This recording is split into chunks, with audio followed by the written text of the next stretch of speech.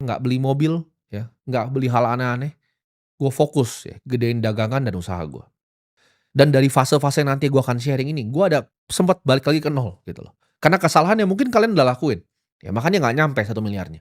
Kekayaan yang benar tuh sangat boring ketika gue dapat uang 2 juta pertama gue investasiin 2 jutanya, oh gue naikin penghasilannya dapat 5 juta gue sisihin, gue besarin lagi bisnisnya, gue puter lagi ke inventory, gue puter lagi ke marketing, gue puter ke SDM yang lebih bagus lagi, oh naik jadi 30 juta, jadi 50 juta. Gue ada bisnis lagi, gue bantu servicing orang punya agensi, akhirnya dapat 80 juta, gue bisa nabung 60 juta. Boring ya.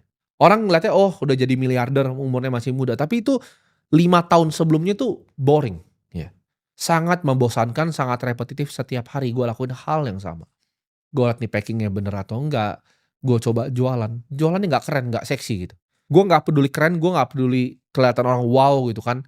Ada kayak orang zaman dulu ya, zaman gue ada yang bikin startup, wah dia fundraise begini keren, tapi sekarang udah susah orangnya. Sedangkan gue jualannya nggak keren waktu itu, gue jualannya barang dari Cina, apapun gue jualin gitu. Mau jam tangan dari Cina gue jualin, apapun gue jualin. Nggak keren ya, gue kayak pedagang pedagang di ITC begitu sebenarnya, tapi online gitu kan, kayak warehouse gitu, nggak ada keren-kerennya. Atau agensi gue yang datang, gue yang tanda tangan kliennya retainer, nggak keren. Gue nggak punya startup pertanian gimana yang akhirnya bangkrut.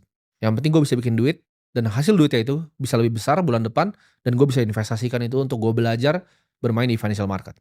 Itu nggak ada orang yang tahu, ya nggak ada temen gue bahkan yang tahu waktu itu gue punya duit, ketika gue SMA nggak ada yang tahu, ya tiba-tiba orang kaget aja gitu. Nggak ada yang tahu, nggak ada yang tepuk tangan, ya nggak ada apresiasi dari siapapun. Gue cuma nundukin kepala gue, nggak beli mobil, ya, nggak beli hal aneh-aneh. Gue fokus ya, gedein dagangan dan usaha.